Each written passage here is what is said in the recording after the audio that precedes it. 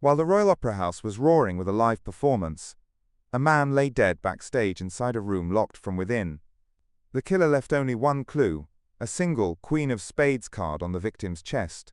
Sherlock Holmes soon realizes that this murder wasn't committed by a person, but that the entire theater had been turned into a weapon of death, and solving this secret will shake even his brilliant mind to its core.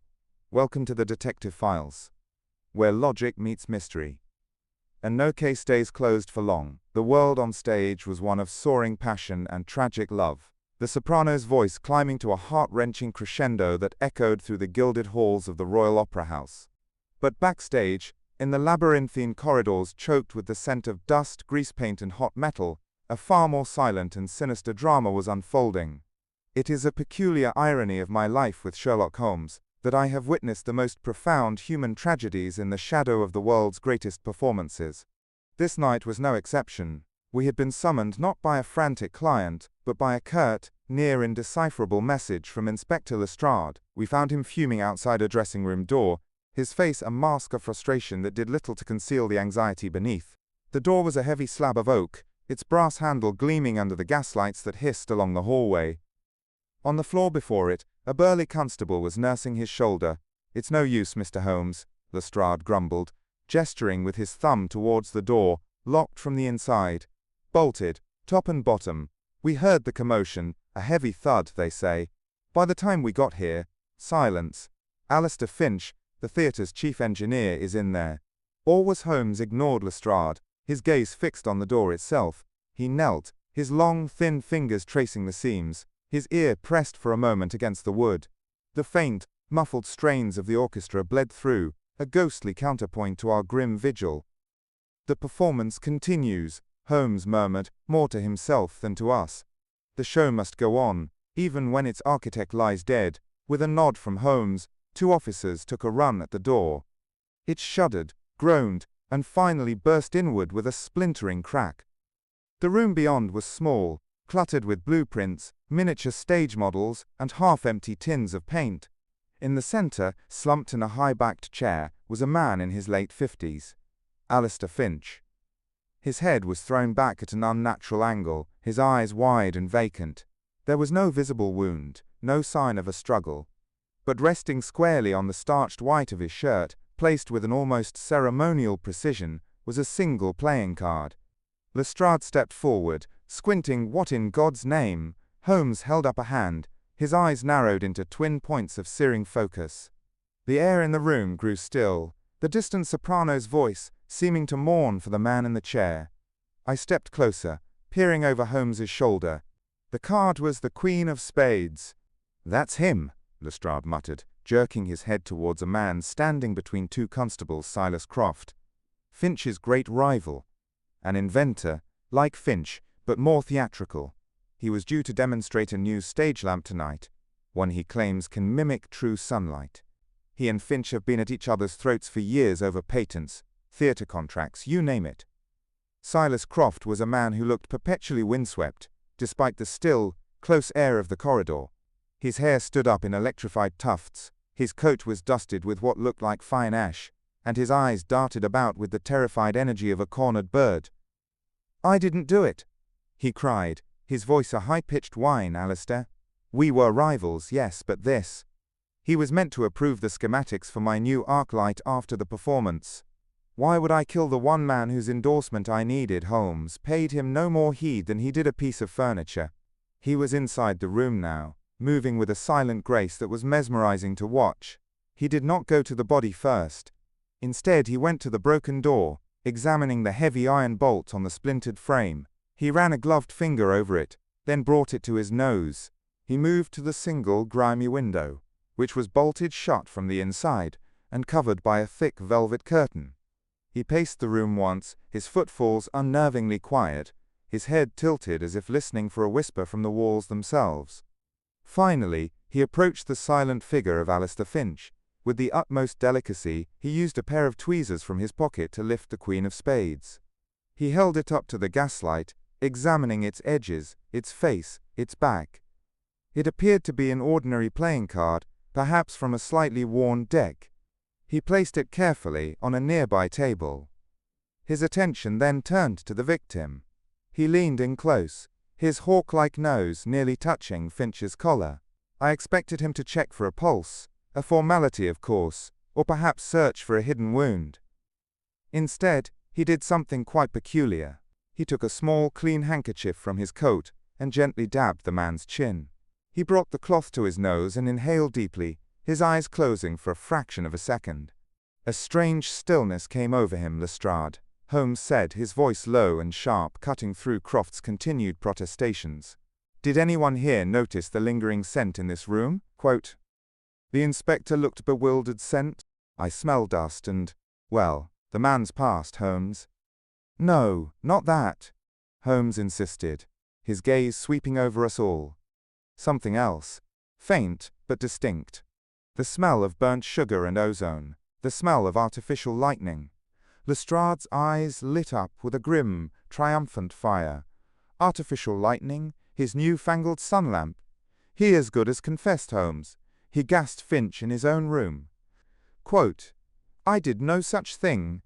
Croft shrieked, his face paling. The arc lamp produces a negligible amount of ozone and the smell that comes from the carbon rods vaporizing. It is entirely harmless. It requires an immense power source, one that is located in the sub-basement. I couldn't possibly bring the entire apparatus to his door. Quote, Holmes turned his cool, appraising gaze upon the frantic inventor. Mr. Croft, he said, his voice cutting cleanly through the man's panic. You mentioned schematics. The ones awaiting Mr. Finch's signature. May I? Croft fumbled inside his coat, his hands trembling so violently that he almost dropped the rolled-up papers. He handed them to Holmes, who unfurled them on the cluttered table, next to the solitary playing card. He scanned the intricate diagrams of wires, lenses, and carbon arcs, his eyes moving with astonishing speed. The grand opera music swelled from the stage, a bizarrely majestic score for our grim proceedings. It was the finale of the second act. The applause that followed felt like thunder from another world. The principles are sound, Holmes remarked, rolling the schematics back up. Ingenious, even. Though I see your power consumption is formidable. Lestrade, I believe a demonstration is in order. Not a full one, he added, holding up a hand to forestall the inspector's protest. I merely wish to see this device. Lestrade, confident his net was closing, agreed with a curt nod. We left the cramped dressing room and followed Croft down a series of echoing iron staircases into a vast cavernous space beneath the stage. Here the world was one of ropes, counterweights, and stored scenery. In a corner, covered by a dusty canvas sheet, was Croft's invention. He pulled the sheet away with a flourish that was both proud and fearful. It was a strange and beautiful object, a web of polished brass and copper coils converging on a central glass housing, where two black carbon rods pointed at each other like accusatory fingers. It looked less like a lamp, and more like a scientific instrument for capturing souls. Lestrade grunted. A formidable weapon, indeed. Holmes, however, did not seem to be assessing its lethality. He circled the machine slowly, his eyes missing nothing. He touched a cooling fin, tapped the thick glass of the lens, and then stopped. He pointed to a small, milky white ceramic insulator to which several key wires were attached. This component, Mr. Croft, Holmes said softly. This ceramic is of a unique composition, designed to withstand extreme temperatures without cracking. A brilliant solution to the problem of heat degradation in the arc mechanism. He looked up, his eyes boring into the terrified inventor. It is also, unless I am very much mistaken, a patented design by Alistair Finch himself. Is it not? Silas Croft stared at the ceramic component as if it were a ghost. He swallowed hard, his frantic energy collapsing into a weary resignation. Yes, he admitted, his voice barely a whisper. It is Finch's design. I could not solve the problem of thermal shock. My lamp would burn too bright, too hot, and the insulators would crack within minutes. I spent 6 months failing. Finch saw my struggle. He called me a fool, said I was chasing my tail. Then, 2 weeks ago, he slipped me the formula for this ceramic. He said it was a pity to see a brilliant idea fail due to a single solvable flaw. Lestrade's jaw went slack. He gave it to you, but you were rivals. Quote, we were, Croft said, a note of genuine sorrow in his voice. But we were also the only 2 people in London who truly understood the other's work. Our rivalry was a language we shared. Holmes nodded slowly, a flicker of something, perhaps respect, in his eyes. And that, Inspector, is a language you do not speak. The motive here is not a simple matter of professional jealousy. This murder is far more complex than you assume. Mr. Croft, you may wait with the constables.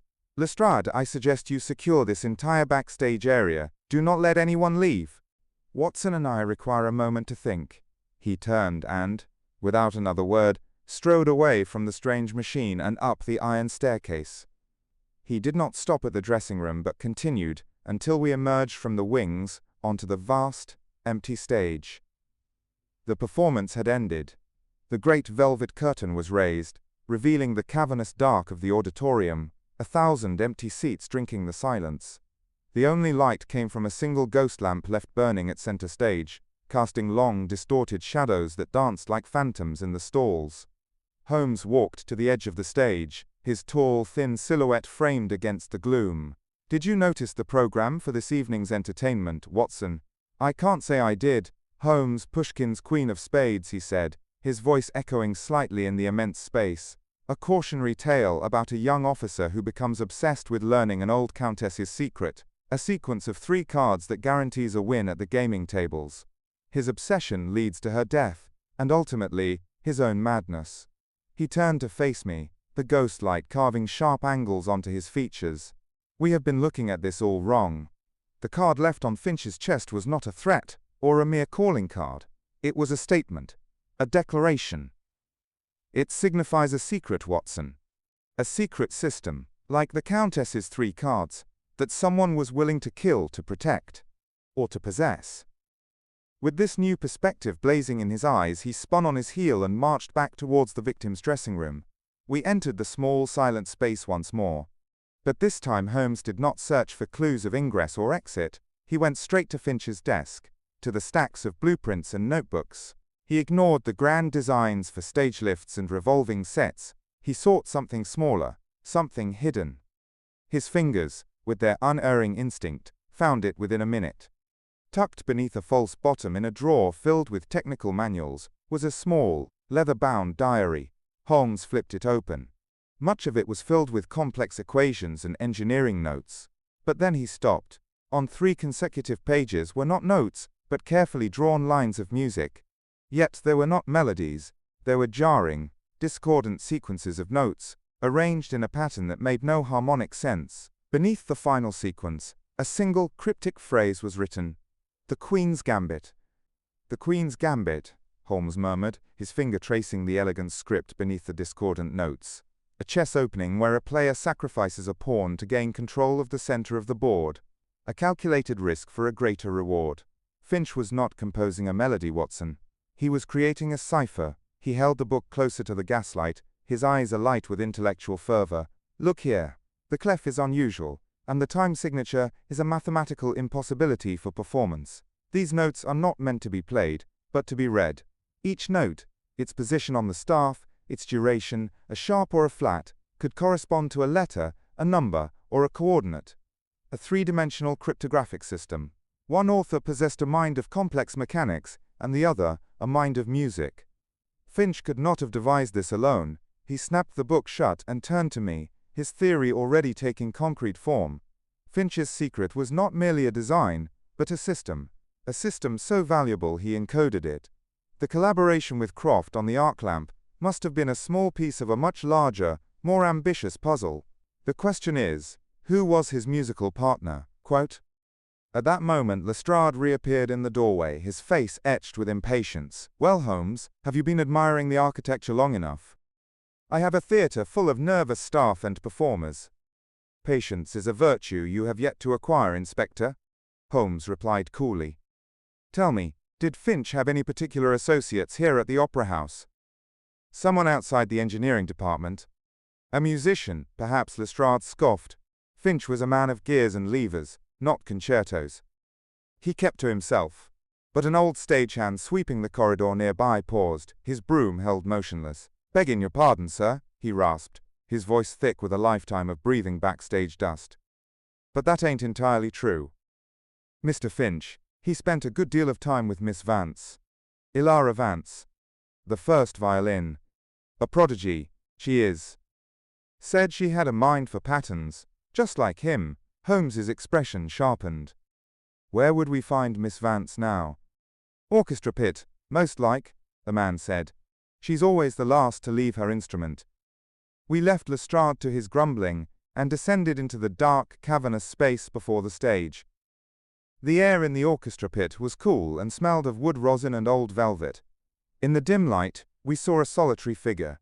A young woman with dark, coiled hair and a pale, grief-stricken face was slowly, methodically, wiping down a violin with a silk cloth. She moved with a profound sadness that seemed to hang in the air around her. Holmes approached her, his steps softer than I had ever heard them. He waited until she looked up, her eyes wide and startled. Miss Vance, he began, his tone gentle but firm. My name is Sherlock Holmes. I know this is a terrible time, but I must ask you to look at this. He opened the leather diary to the coded musical score. Her composure shattered. A gasp escaped her lips, and the silk cloth fell from her trembling hand. Her eyes were fixed on the page, filled with a mixture of disbelief and pure terror. The silent score, she whispered, her voice shaking.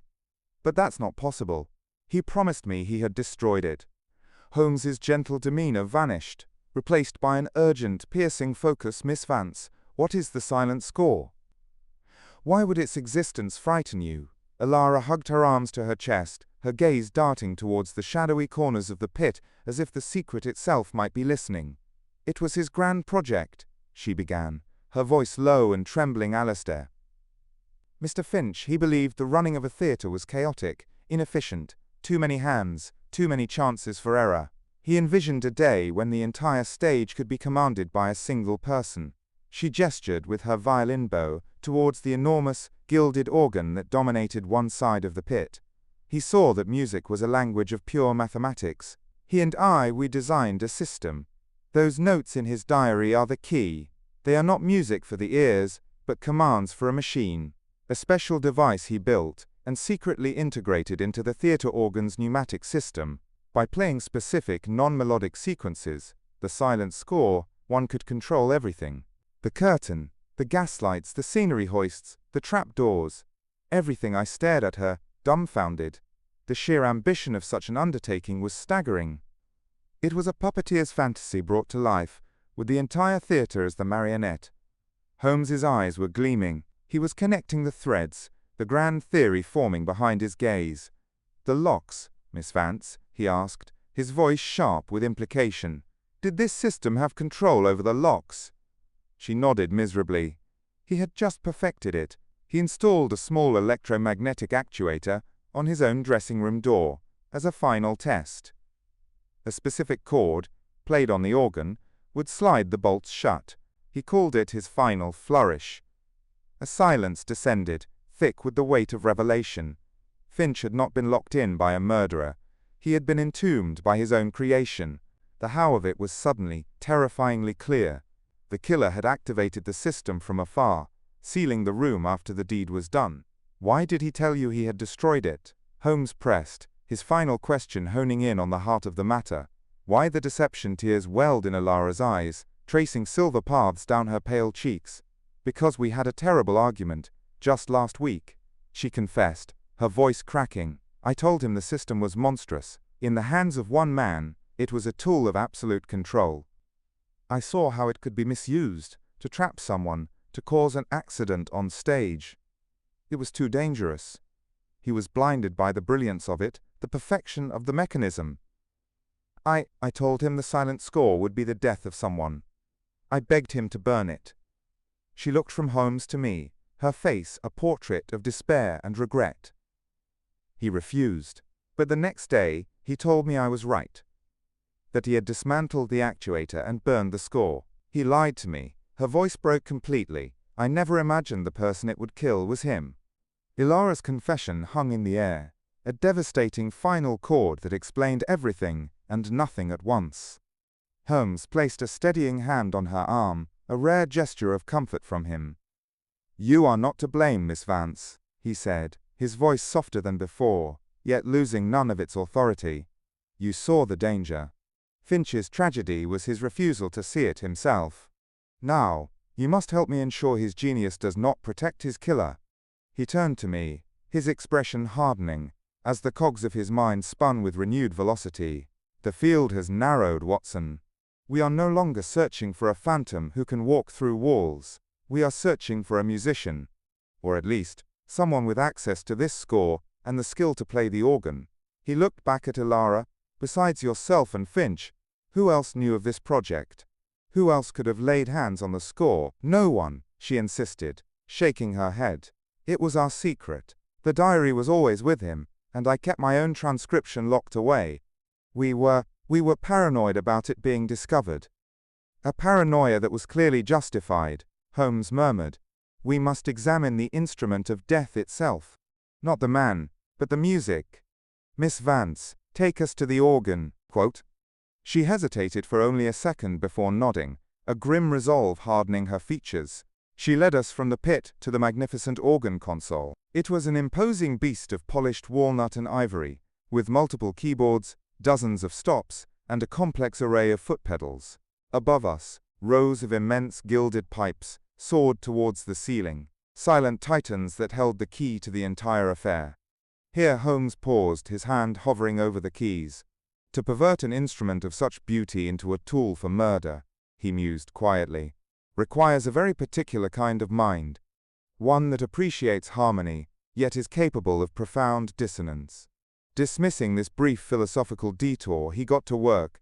"Forget the keys," he said to me, seeing my eyes scan the keyboard for prints. "Our culprit is far too meticulous for such an oversight. We must look deeper. Miss Vance, show me Finch's modifications." Her hand trembled as she pointed to a small, almost invisible panel on the side of the console, disguised as a decorative carving.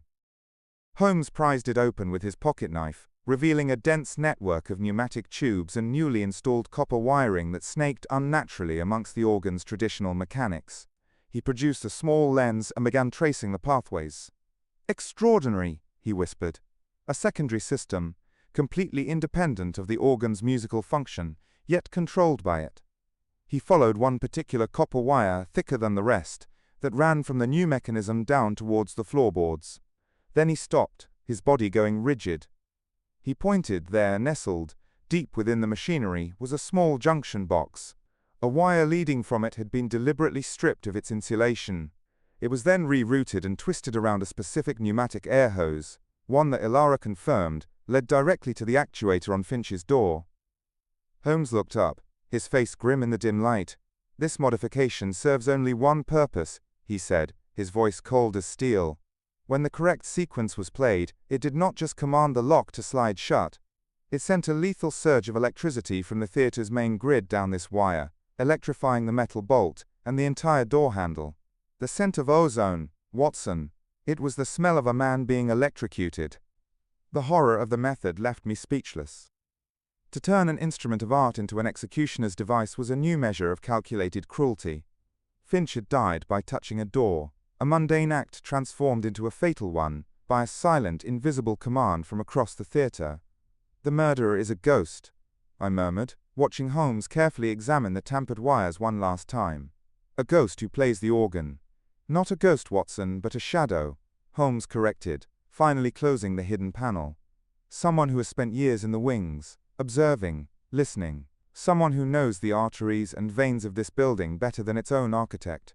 He straightened up, his task at the organ complete. "The profile of our killer is now sharp and clear. They must possess three qualities. First, a working knowledge of the silent score, which they must have acquired by stealth. Second, an understanding of basic electrical principles to make that fatal modification. And third, and most crucially, a powerful motive. The motive must be fear." I offered. "Fear of being replaced by Finch's automation." "Precisely," Holmes agreed. "The system would render the entire human machinery of the backstage obsolete. An army of stagehands, grips, and flymen, all replaced by a single musician. We are not looking for one man's rival, but for the enemy of an entire class of men." We returned to Finch's dressing room, the air still heavy with the silence of his last moments. The scene was now under the guard of a constable, but Lestrade, seeing Holmes's focused intensity, allowed us entry. Holmes began to pace the small room, his hands clasped behind his back, his mind weaving together the disparate threads.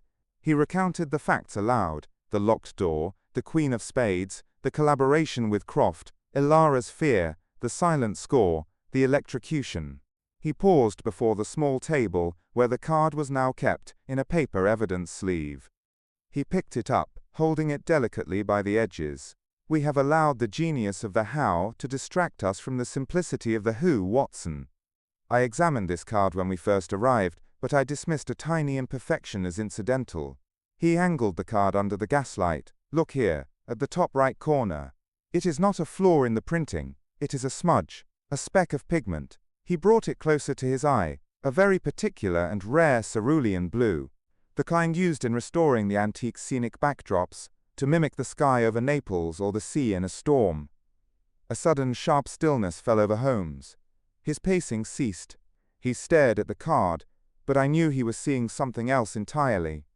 He was back in the hallway, listening to the raspy voice of a seemingly peripheral character. "Watson," he said, his own voice low and electric with discovery. "The old stagehand. The man who was sweeping the corridor.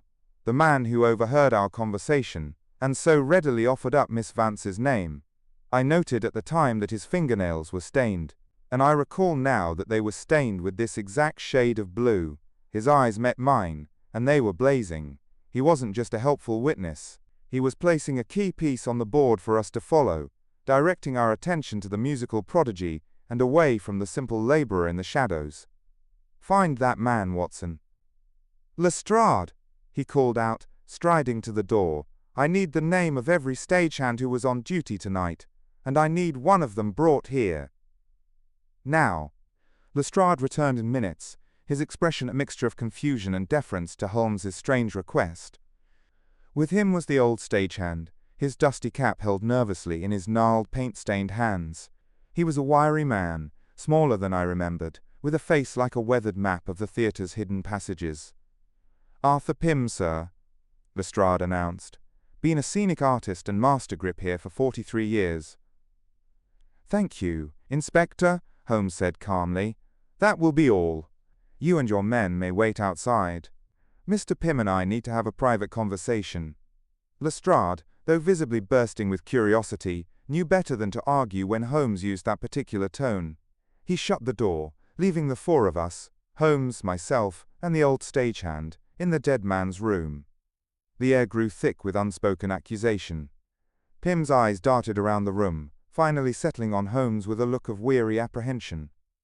"There is no need for alarm, Mr. Pym," Holmes began, his voice disarmingly gentle. "I only wish to understand the art of stagecraft. An art you have mastered over a lifetime. An art, I might add, that Mr. Finch intended to render entirely extinct." The old man's jaw tightened, but he said nothing. "You have spent your life in the shadows of this stage," Holmes continued, his voice weaving the narrative thread by thread. "You are as much a part of this building as its foundations. From the fly gallery you can see every corner, hear every whisper. You saw Finch and the young Miss Vance working on their secret project. You are a clever man, Mr. Pym.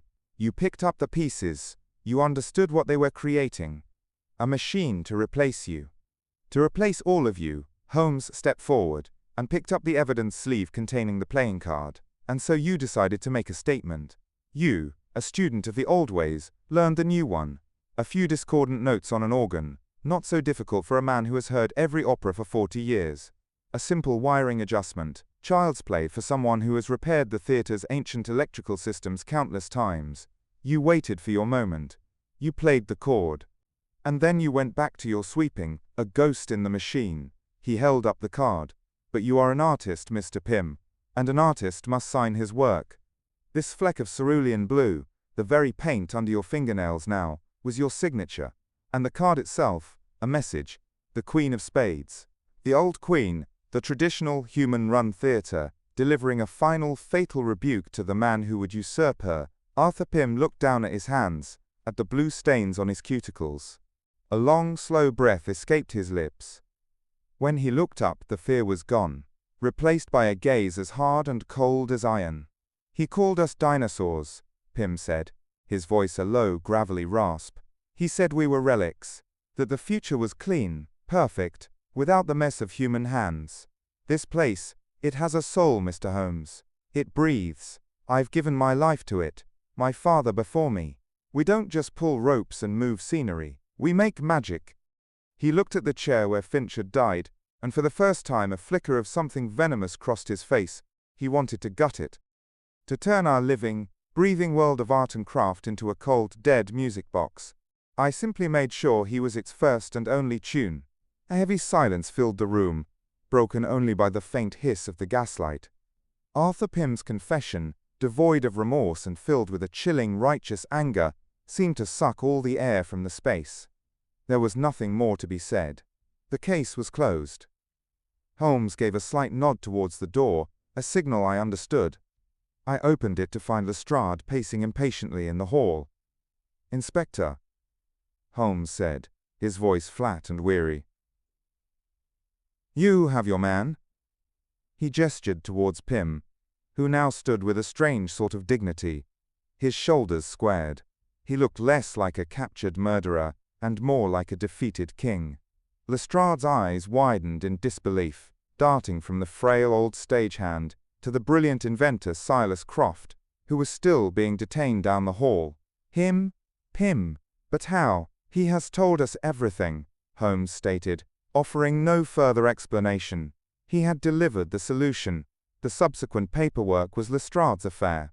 As the constables led the unresisting Pym away, the old man's eyes met Holmes's for a fleeting second. It was not a look of malice but of a strange, grim camaraderie, as if acknowledging a fellow master of a craft, albeit a far darker one. We left the chaos of the investigation behind, stepping out from the stage door into the cool, damp London night. The rain had finally ceased, leaving the cobblestones gleaming like polished jet under the gas lamps. The air, fresh and clean, was a welcome antidote to the dusty, emotionally charged atmosphere of the theatre. We began to walk, the rhythmic click of our heels the only sound in the quiet street. I expected Holmes to be in his usual post-victory state of high energy, perhaps detailing the minor flaws in my own reasoning throughout the case. Instead, he was silent, his gaze fixed on the misty halos around the distant lamps. His brow was furrowed, and a profound melancholy seemed to have settled over him. "A truly remarkable deduction, Holmes," I ventured, hoping to break his somber spell to see the truth in a speck of paint. "Lestrade will be scratching his head for a week." He did not seem to hear me at first. Then he sighed, a sound I rarely heard from him. "Pym called Finch's system a cold, dead music box," he said, his voice barely above a murmur. And in a way, he was right. Finch's genius gave it a brain, but it was men like Pym who gave the theatre its soul. I was taken aback. "Holmes, the man is a murderer. He killed Finch without a moment's hesitation." "Without question," Holmes agreed, turning to look at me, his face illuminated by a passing carriage lamp. His actions were monstrous. "But his motive? I find myself uncharacteristically troubled, Watson. We champion logic, progress, the relentless march of the efficient future. But progress is an engine that runs on fuel, and often, that fuel is the lives and passions of men like Arthur Pym. We solved the puzzle of a death, but tonight, I cannot help but wonder about the ghost Finch's invention created long before it killed him." Our handsome cab ride back to Baker Street was a quiet one. The energy of the hunt had dissipated, leaving behind the sobering reality of a man's life extinguished and another's forfeit. The familiar comfort of our sitting room at 221B was a welcome sight. A warm fire crackled in the hearth, casting dancing shadows on the cluttered mantelpiece and the stacks of books. Order, in our small corner of the world, was restored. Holmes went to his chair, but did not sit.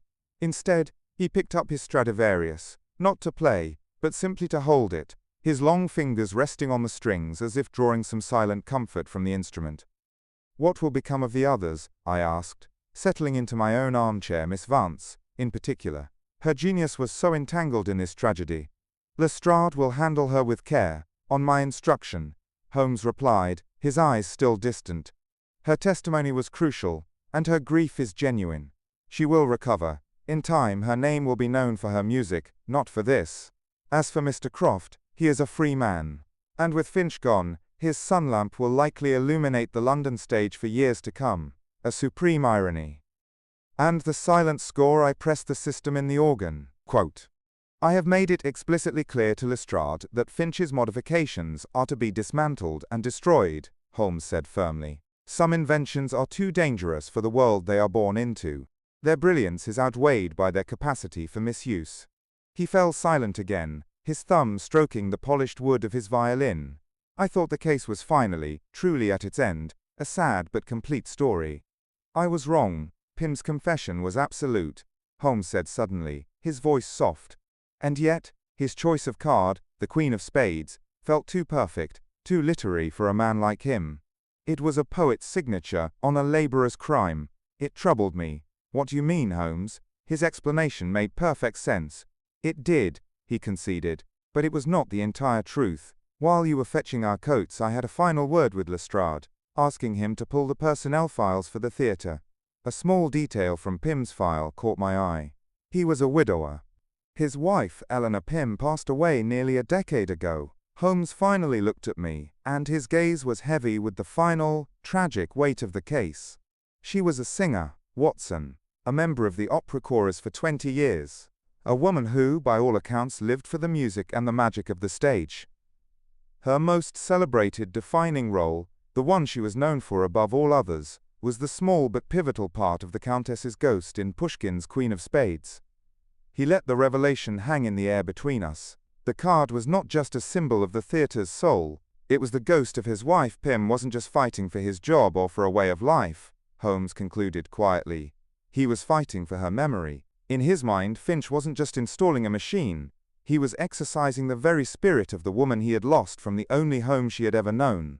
The revelation settled in the quiet room, as profound and final as a grave marker. The whole affair, which had begun as a puzzle of mechanics and logic, a locked room and a strange clue, had resolved itself into a story of love and loss, a grief so deep it had curdled into murderous rage. Arthur Pym, the grizzled stagehand, was no longer just the Luddite I had pictured, but a man haunted by a ghost in an opera house that was itself slated for exorcism. He had not killed to save his job, he had killed to save the last remaining sanctuary of his heart. I looked at Sherlock Holmes, who had at last drawn his bow across the strings of his violin. The music that filled the room was not one of his familiar, cheerful airs, nor was it a piece by any great composer I could name. It was a melody of his own making, an improvisation born of the night's events. It was a haunting and melancholy tune, full of discordant notes that somehow resolved into a heartbreakingly beautiful harmony. It was the sound of a complex problem solved, yet it carried the weight of human tragedy in every note. It was the sound of the silent score, given a voice at last. In that moment, I understood the source of his somber mood. For all his devotion to pure, cold reason, Holmes possessed a deeper understanding of the human heart than he ever cared to admit. He had solved the crime, but he had also unearthed a sorrow so profound it had unsettled even him. We had found the murderer, but had we truly found the root of the crime? Pym's action was a single bloody note in a much larger, sadder composition about the relentless march of time, which offers progress at the cost of memory. As the final, lingering note of the violin faded into the warmth of the firelight, a stillness returned to our rooms. Holmes lowered the instrument, his eyes closed as if in quiet contemplation. He could have simply walked away, I said, more to myself than to him. Found work elsewhere. Holmes opened his eyes, his gaze clear and sharp once more, the melancholy having receded. For some men, Watson, he said softly, there are no other stages. There is only the one where their life's great performance took place. He placed his violin carefully back in its case, the final closing of a book. He created a ghost to protect the memory of another. A tragic but not an illogical equation. Quote, and so the case of the Queen of Spades came to its close, not with the triumphant snap of handcuffs, but with the mournful sigh of a violin. It left me to ponder the thin, fragile line between genius and madness, between love and obsession, and to recognize that sometimes the most brilliant deductions reveal not a simple truth, but a far more complicated and sorrowful one. If you enjoyed this mystery, don't forget to subscribe.